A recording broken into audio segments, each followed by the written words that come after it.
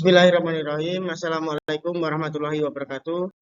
Yang terhormat Ibu Dr. Sri Mulyati, Magister Pendidikan selaku dosen pengampu materi kurikulum. Perkenalkan, kami dari kelompok 1 yang akan mempresentasikan bedah kurikulum merdeka, peraturan kepala standar kurikulum dan asesmen Kemenristek nomor 032-H-KR-2022 TT capaian pembelajaran pada jenjang PAUD, jenjang pendidikan dasar dan pendidikan menengah kurikulum merdeka. Sebelum menyampaikan materi, izinkan saya untuk memperkenalkan kelompok kami yang beranggotakan anggota kelompok kami Salsabila Kucoro dengan NIM 100, Tatak Buntawijaya dengan NIM 121, Nisa Koril Mizan dengan NIM 124, dan Sinta Indri Yuliana dengan NIM 137. Nah, selanjutnya di sini saya akan mempresentasikan bab 1 pendahuluan, yaitu yang pertama, latar belakang. Pendidikan di Indonesia mengalami beberapa kali sistem penyempurnaan kurikulum. Kurikulum sebagai pedoman penyelenggara kegiatan pembelajaran memberikan makna bahwa dalam kurikulum terdapat panduan interaksi antara guru dan peserta didik. Kurikulum tidak hanya bersifat tertulis, namun mencakup hal-hal yang tidak tertulis, yaitu mencakup keseluruhan pengalaman belajar peserta didik yang ia peroleh dalam masa-masa belajar sehingga terdampak pada cara berpikir, bersikap, dan bertindak. Dengan demikian, kurikulum berfungsi sebagai napas atau inti dari proses pendidikan di sekolah untuk memberdayakan potensi peserta didik. Kurikulum yang digunakan di Indonesia pada saat ini adalah kurikulum 2013 revisi kurikulum. Ini merupakan pengembangan dari kurikulum sebelumnya. Pengembangan kurikulum ini menekankan pada proses pembelajaran berpusat pada peserta didik.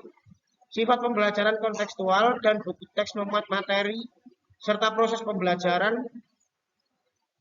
pengembangan kurikulum dan sistem pembelajaran mengantarkan peserta didik dalam menemukan pengetahuan berdasarkan metode ilmiah secara mandiri, menempatkan sumber belajar berupa teks ke tempat yang sangat penting.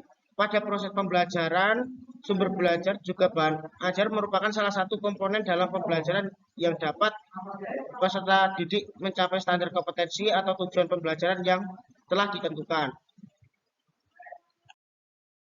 Materi selanjutnya di B, rumusan masalah. 1. Bagaimana keputusan Kepala Badan Standar, Kurikulum, dan Asesmen Pendidikan Kementerian Pendidikan, Kebudayaan, Riset, dan Teknologi nomor 033-H-KR-2022 tentang capaian pembelajaran pada pendidikan anak usia dini, jenjang pendidikan dasar, dan jenjang pendidikan menengah pada kurikulum merdeka.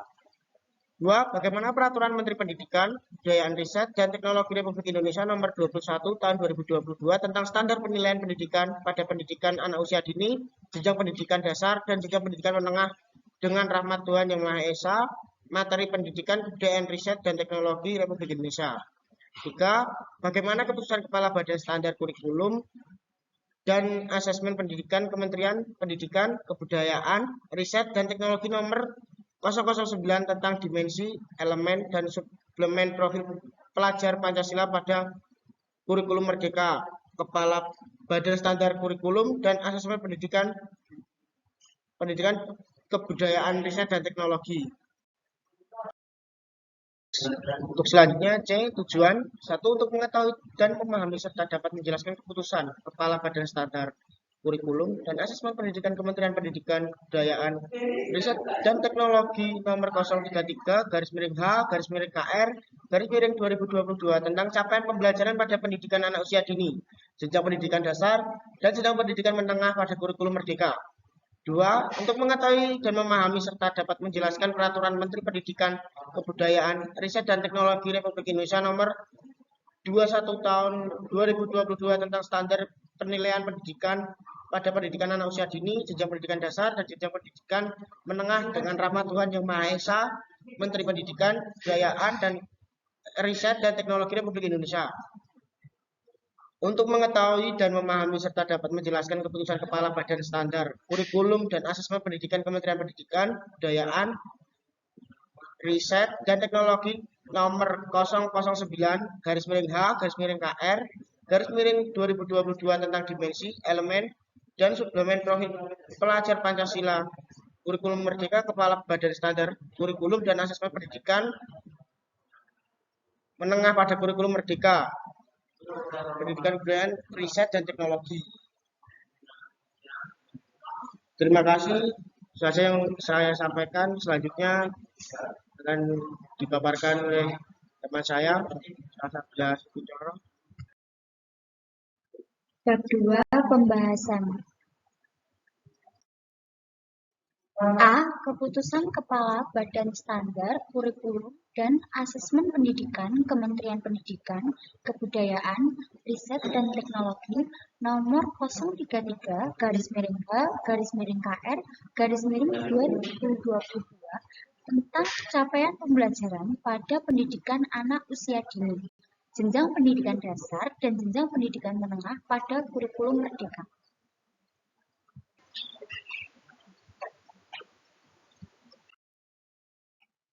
1. Capaian pembelajaran untuk PAUD (TK, RA, PA, KB, SPS, TPA, pada kurikulum merdeka. A. Capaian pembelajaran di akhir jenjang pendidikan anak usia dini (TK, RA, PA, KB, SPS, TPA, Rasional capaian pembelajaran penyusunan. Capaian pembelajaran di pendidikan anak usia dini dapat dimaknai sebagai sebuah tanggapan terhadap adanya kebutuhan untuk menguatkan peran PAUD sebagai fondasi jenjang pendidikan dasar. Capaian pembelajaran merupakan masukan kurikulum yang digunakan oleh satuan PAUD dalam merancang pembelajaran sehingga dapat mencapai STPPA. Capaian pembelajaran memberikan kerangka pembelajaran yang memadu pendidik di satuan PAUD dalam memberikan stimulasi yang dibutuhkan oleh anak usia dini. Stimulasi dirancang dengan cara memperkaya lingkungan yang akan memberikan interaksi anak dengan lingkungan di sekitar, termasuk pendidik dan orang tua.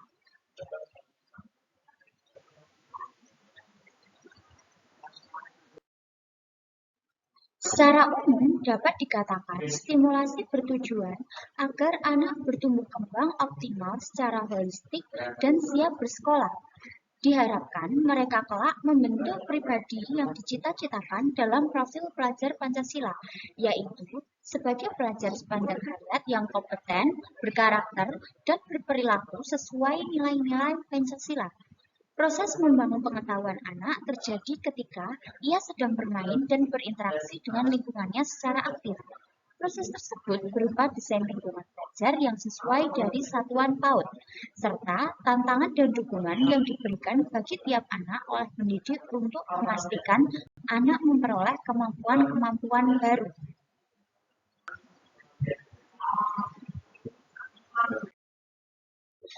Pertama, rasional yang mendasari penyusunan capaian pembelajaran di jenjang PAUD (TK, RA, PA, KB, SPS, TPA, Pertama, memberikan lebih banyak ruang kemerdekaan bagi satuan PAUD (TK, RA, PA, KB, SPS, TPA, untuk menetapkan kebutuhan pengajaran dan pembelajaran.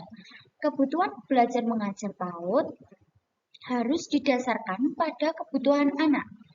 Ini membutuhkan pertimbangan kemampuan fisik, sosial, moral, linguistik, dan kognitif anak serta penyediaan berbagai lingkungan yang menantang dengan dukungan pendidik ke tiap anak yang memadai untuk memastikan potensi belajar anak terwujud.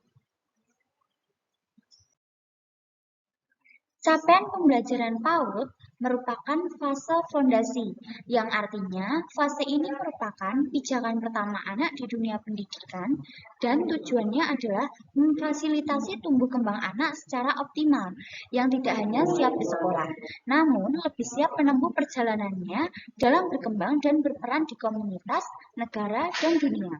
Selaras dengan semangat standar tingkat pencapaian perkembangan anak, capaian pembelajaran tidak preskriptif, yang artinya secara mengikat memberikan ketentuan baku, membatasi ragam laju dan kebutuhan anak dalam belajar berdasar usia. Karena anak itu unik dan tidak dapat dibandingkan satu dengan yang lainnya, dan juga tidak preskriptif, yang artinya membatasi rangkaian yang dapat dilakukan oleh satuan.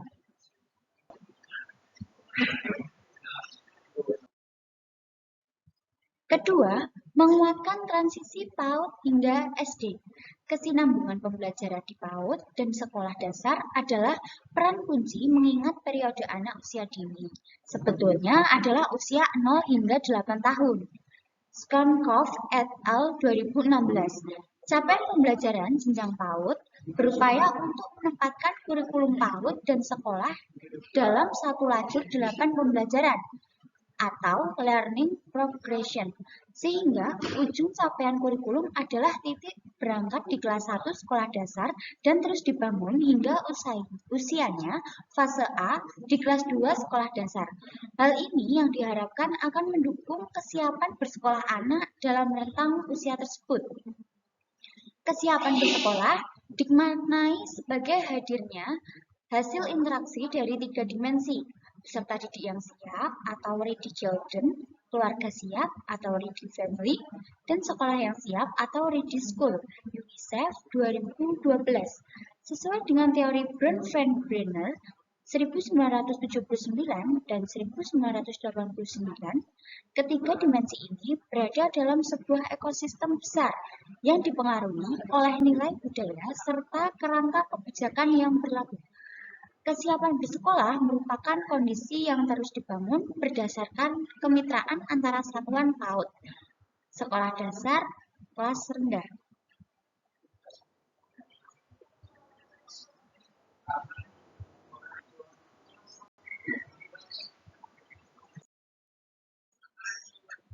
Komponen penting dari kesiapan bersekolah yang dapat didukung satuan PAUD di antaranya adalah 1.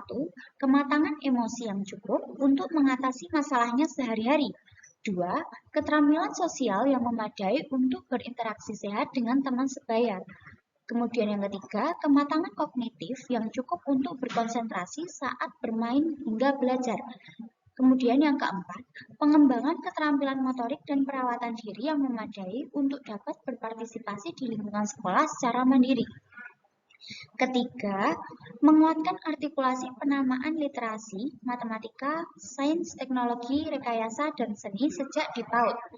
Pengenalan pada sains, matematika, teknologi, rekayasa, dan seni dihadirkan di PAUD untuk membantu anak memecahkan masalah dan berkreasi. Kemampuan literasi dan matematika di sini tidaklah diartikan sebagai keharusan membaca, menulis, atau berhitung. Karena semua pendidikan di PAUD kembali pada prinsip berpusat pada kebutuhan anak. Artinya, kemampuan literasi dan matematika adalah kemampuan dasar yang dibutuhkan anak untuk dapat memahami dunia serta dapat menggunakan kemampuan tersebut dalam kegiatan sehari-harinya.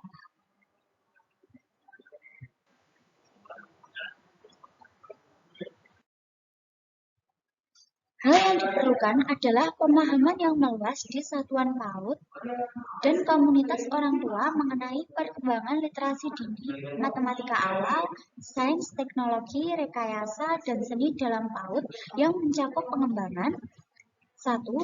Kemampuan menyimak dan mengolah informasi. 2. Kemahiran berbahasa yang memadai untuk berpartisipasi dalam percakapan sehari-hari, mengekspresikan gagasan, pendapat, dan perasaan, menjelaskan berbagai peristiwa yang dekat dengan kehidupan anak, mendengarkan secara efektif, dan merespon dengan tepat. Kemudian yang ketiga, kecintaan pada buku, yang dipupuk dengan mendengarkan berbagai cerita serta teks informasi sederhana dan menarik sehingga dapat mendorong anak untuk mengekspresikan tanggapan mereka. 4. Pengalaman langsung yang memadai dalam menghitung diantaranya jumlah kecil, menyortir objek yang berbeda dengan cara yang berbeda.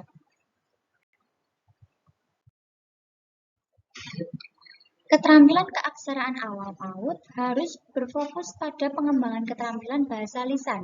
Anak perlu meningkatkan perbendaharaan kata dan keterampilan berbicara serta menyimak. Dengan cara terlibat dalam percakapan dengan pendidik dan orang tua atau wali, percakapan ini dimaksudkan untuk meningkatkan kualitas bahasa lisan reseptif dan ekspresif anak. Keempat, lebih memberikan pijakan bagi anak untuk memahami dirinya dan dunia. Hasil pembelajaran di PAUD menekankan pentingnya untuk membantu anak-anak memahami dan bangga akan identitas mereka, dan untuk memperkuat pemahaman mereka tentang dunia dimulai dengan menjelajahi lingkungan sekitarnya. Anak-anak membutuhkan kepercayaan diri dan kepercayaan pada kemampuan mereka agar dapat secara efektif menjelajahi dan belajar tentang dunia mereka. Capaian pembelajaran PAUD secara spesifik menekankan pentingnya 12 pendampingan anak dalam menemukan jati dirinya, serta menguatkan pemahaman anak terhadap dunianya melalui eksplorasi terhadap lingkungan sekitar. B. Tujuan capaian pembelajaran. Pembelajaran di PAUD adalah pembelajaran yang mengintegrasikan semua aspek perkembangan anak dengan penekanan pada kesejahteraannya. Tujuan capaian pembelajaran di PAUD adalah memberikan arah yang sesuai dengan usia perkembangan anak pada semua aspek perkembangan anak, yaitu nilai agama hingga moral, fisik, motorik, emosi, dan sosial, bahasa, dan kognitif, dan menarasikan kompetensi pembelajaran yang diharapkan tercapai anak pada akhir PAUD, agar anak siap mengikuti jenjang pendidikan selanjutnya.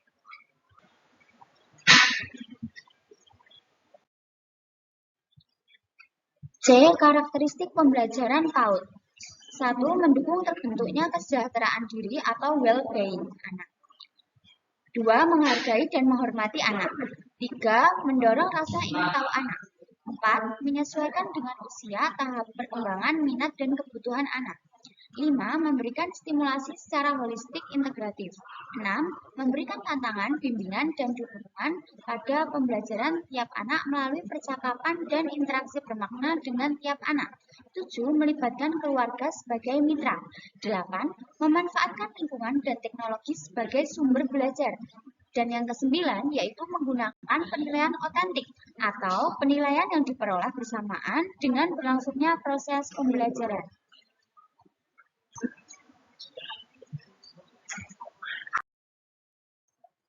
D. Lingkup capaian pembelajaran. Lingkup capaian pembelajaran di PAUD atau TK atau RA, KPA, KP, SPS, TPA mencakup 3 elemen stimulasi yang saling terintegrasi. 3 elemen stimulasi tersebut merupakan elaborasi aspek-aspek perkembangan nilai agama dan moral, fisik motorik, kognitif, sosial emosional, bahasa, dan nilai Pancasila serta bidang-bidang lain untuk optimalisasi tumbuh kembang anak sesuai dengan kebutuhan pendidikan abad 21 dalam konteks Indonesia. Tiap elemen stimulasi mengeksplorasi aspek-aspek perkembangan secara utuh dan tidak terpisah. Ketiga elemen tersebut adalah 1. Nilai agama dan budi yang mencakup kemampuan dasar-dasar agama dan akhlak mulia. 2. Jati diri mencakup pengenalan jati diri anak Indonesia yang sehat secara emosi dan sosial dan berlandaskan Pancasila serta memiliki kemandirian fisik. Yang ketiga yaitu dasar-dasar literasi, matematika, sains, teknologi, rekayasa, seni, yang mencakup kemampuan memahami berbagai informasi dan berkomunikasi serta berpartisipasi dalam kegiatan pramembaca.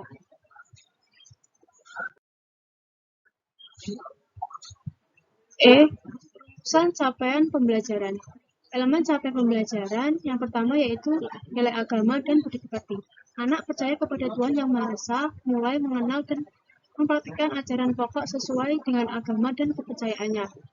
Anak berpartisipasi aktif dalam menjaga kebersihan, kesehatan, dan keselamatan diri sebagai bentuk rasa sayang terhadap dirinya dan rasa syukur pada Tuhan Yang Maha Esa. Yang kedua yaitu jati diri. Anak mengenali, mengekspresikan, dan mengelola emosi diri serta membangun hubungan sosial secara sehat. Anak mengenal dan memiliki perilaku positif terhadap diri dan lingkungan, keluarga, sekolah, masyarakat, negara, dan dunia, serta rasa bangga sebagai anak Indonesia yang berlandaskan Pancasila. Anak menyesuaikan diri dengan lingkungan aturan dan norma yang berlaku.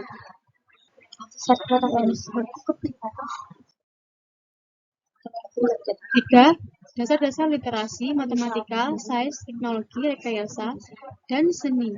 Anak mengenali dan memahami berbagai informasi, mengkomunikasikan perasaan dan pikiran secara tulisan, atau menggunakan berbagai media, serta membangun percakapan. Anak menunjukkan minat, kegemaran, dan berpartisipasi dalam kegiatan para membaca dan para penulis.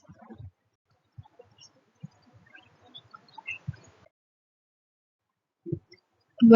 Capaian pembelajaran di untuk SD atau MI atau program paket A, SMP, MTS, program paket B, dan SMA atau MA, program paket C pada kurikulum merdeka.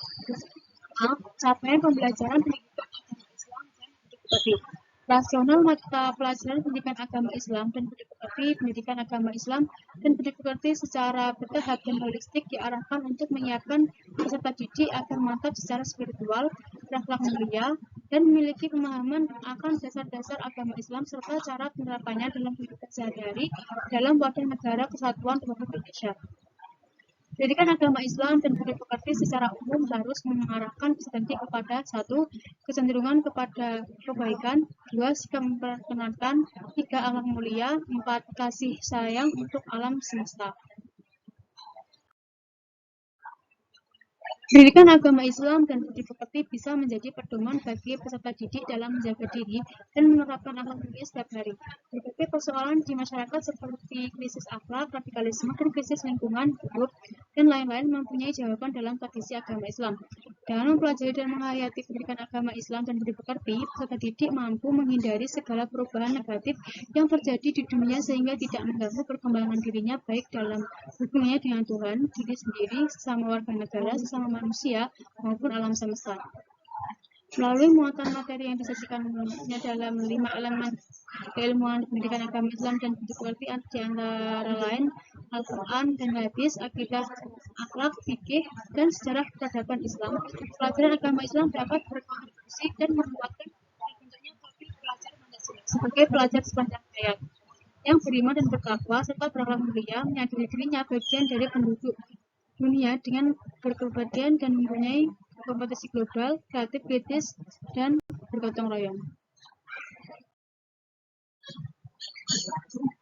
Tujuan mata pelajaran pendidikan agama Islam dan budi pekerti pasca praktiknya yaitu 1. Memberikan bimbingan kepada peserta didik agar mantap spiritual, berakhlak mulia, selalu menjadikan kasih sayang dan sikap toleran sebagai landasan dalam hidupnya. 2.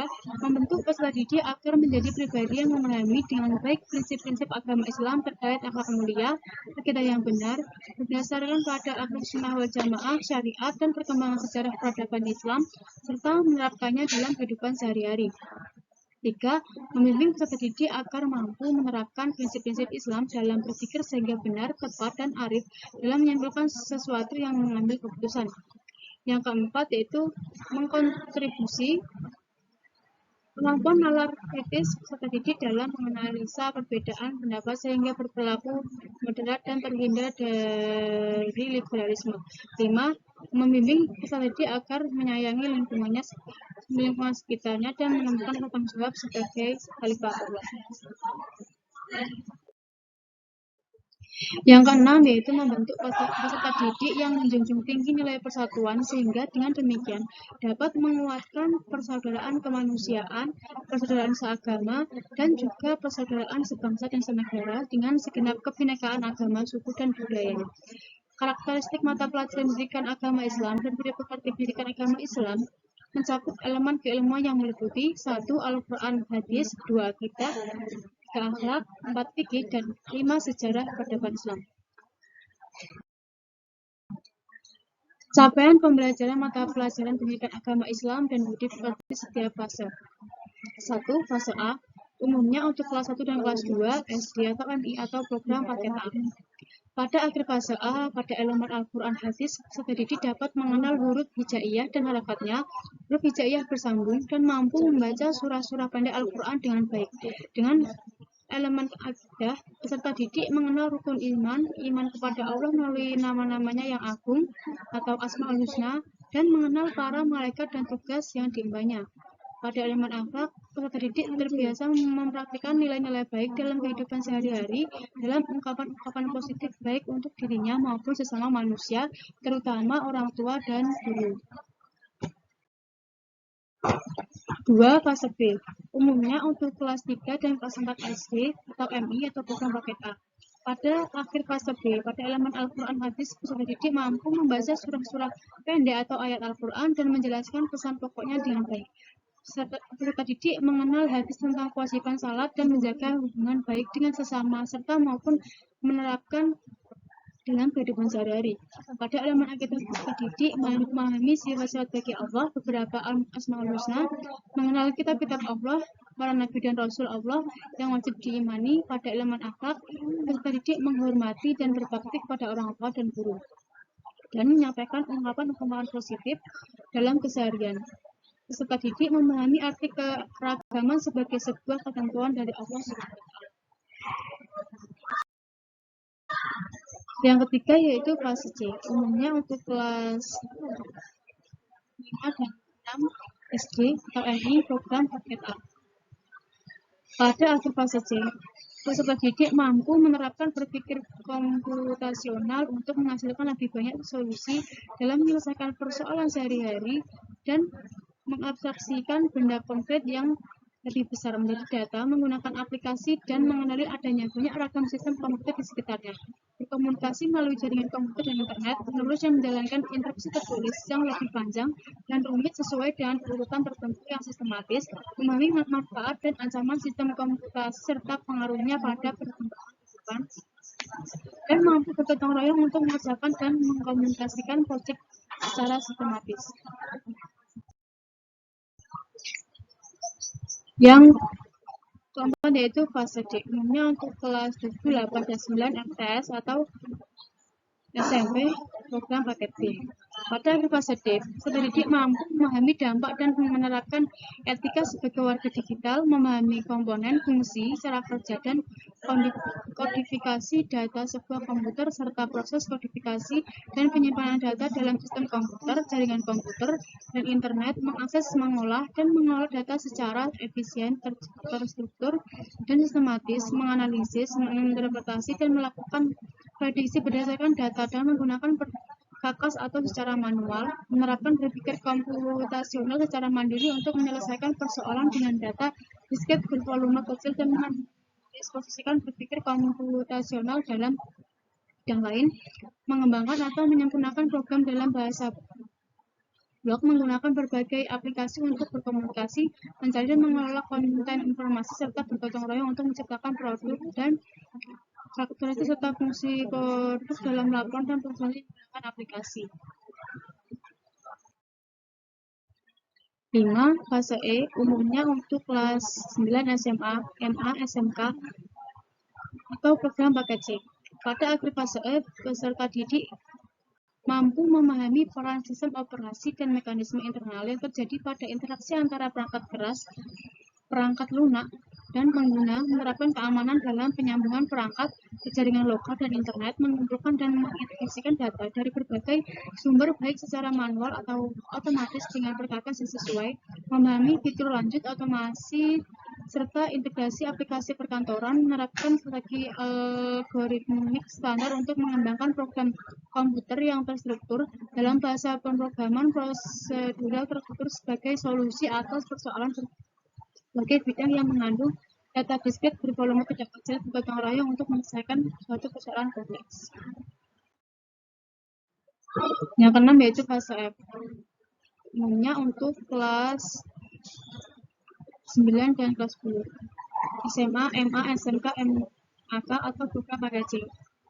Pada akhir fase F, peserta didik mampu mengintegrasikan elemen-elemen dan mampu mengkaji berbagai strategi algoritmik yang menghasilkan lebih dari satu solusi persoalan, menganalisis setiap solusi, serta menentukan solusi yang paling efisien dan optimal untuk dikembangkan menjadi program komputer, mengkritisi kasus-kasus terkini terkait informatika dan masyarakat, merancang dan mengimplementasi struktur data abstrak yang lebih kompleks menggunakan beberapa library standar termasuk library untuk kecerdasan buatan, dan library untuk pengelolaan data bervolume besar, melakukan pemeliharaan dan menyempurnakan kode sumber program dengan tetap memperhatikan kualitas serta menuliskan dokumentasi dan menjelaskan aspek estetik dan dinamik dari program komputer.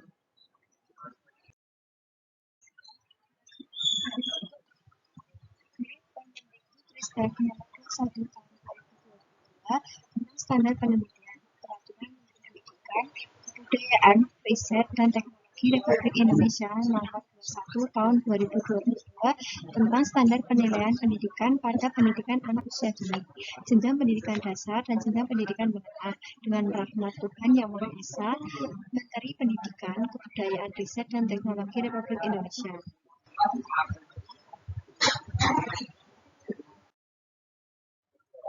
Pasal 1 dalam peraturan menteri ini yang dimaksud dengan 1. Standar penilaian pendidikan adalah kriteria minimal mengenai mekanisme penilaian hasil belajar peserta didik.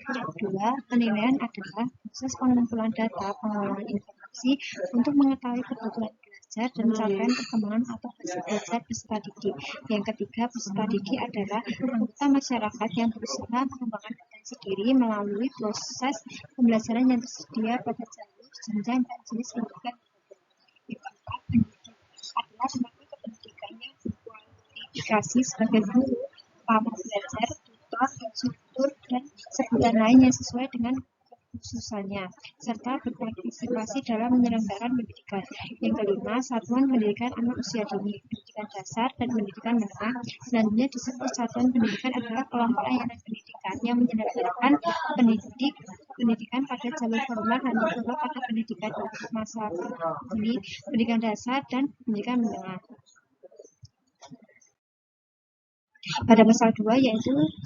Penilaian hasil belajar peserta didik dilakukan sesuai dengan tujuan penilaian secara berkeadilan, objektif, dan edukatif. Yang kedua, penilaian hasil belajar secara berkeadilan sebagaimana dimaksud pada ayat 1 merupakan penilaian yang tidak bias oleh latar belakang, identitas, atau kebutuhan khusus peserta didik. Yang ketiga, penilaian hasil belajar secara objektif sebagaimana dimaksud pada ayat 1 merupakan penilaian yang didasarkan pada informasi faktual atas pencapaian perkembangan atau hasil belajar peserta didik. Yang keempat, penilaian hasil belajar secara edukatif sebagaimana dimaksud pada ayat 1 merupakan penilaian yang biasanya digunakan sebagai umpan balik bagi pendidik, peserta didik, dan orang tua untuk meningkatkan proses pembelajaran dan hasil belajar. Pada pasal 3, prosedur penilaian hasil belajar A. Penilaian, B. Pemilihan dan atau pengembangan instrumen penilaian, C. Pelaksanaan penilaian, D. Pengulangan hasil penilaian dan E. Pelaporan hasil penilaian. Yang kedua, prosedur penilaian hasil belajar sebagaimana dimaksud pada ayat 1 disesuaikan dengan karakteristik jalur, jenjang, dan jenis satuan pendidikan. Pasal 4, 1. Perumusan tujuan penilaian sebagaimana dimaksud dalam pasal 3 ayat 1 huruf A memperhatikan keselarasan dengan tujuan pembelajaran yang merujuk pada kurikulum yang digunakan satuan pendidikan. 2. Hasil perumusan tujuan penilaian sebagaimana dimaksud pada ayat 1 dengan perencanaan pembelajaran. Pasal 5, pemilihan dan atau pengembangan instrumen penilaian sebagaimana dimaksud dalam pasal 3 ayat 1 huruf B dilaksanakan oleh pendidik dengan A. Mempertimbangkan karakteristik kebutuhan peserta didik dan B. Berdasarkan rencana penilaian yang termuat dalam perencanaan pembelajaran. C. Keputusan Kepala BSKAP nomor 009-H-KR-2022 tentang dimensi dan elemen profil pelajar Pancasila pada kurikulum Merdeka, Keputusan Kepala Badan Standar Kurikulum dan Asesmen Pendidikan Kementerian Pendidikan, Kebudayaan, Riset, dan Teknologi nomor 009-H-KR-2022 tentang dimensi, elemen, dan suplemen profil pelajar Pancasila pada kurikulum Merdeka, Kepala Badan Standar Kurikulum dan Asesmen Pendidikan Kementerian Pendidikan, Kebudayaan, Riset, dan Teknologi. Memutuskan menetapkan keputusan Kepala Badan Standar Kurikulum dan Asesmen Pendidikan Kementerian Pendidikan, Kebudayaan, Riset, dan Teknologi tentang dimensi, elemen, dan suplemen profil pelajar Pancasila pada kurikulum Merdeka. Merdeka. 1. Menetapkan dimensi, elemen, dan suplemen profil pelajar Pancasila untuk pembelajaran di satuan pendidikan pelaksana kurikulum Merdeka. Kedua, dimensi, elemen, dan suplemen profil pelajar Pancasila digunakan dalam proses penguatan profil pelajar Pancasila di satuan pendidikan pelaksana kurikulum Merdeka. Ketiga, menetapkan dimensi, elemen, dan suplemen profil pelajar Pancasila pada kurikulum Merdeka dalam lampiran merupakan bagian yang tidak terpisahkan dari keputusan ini. Yang keempat, keputusan kepala badan ini mulai berlaku sejak tanggal yang ditetapkan. Terima kasih, saya kembalikan ke moderator.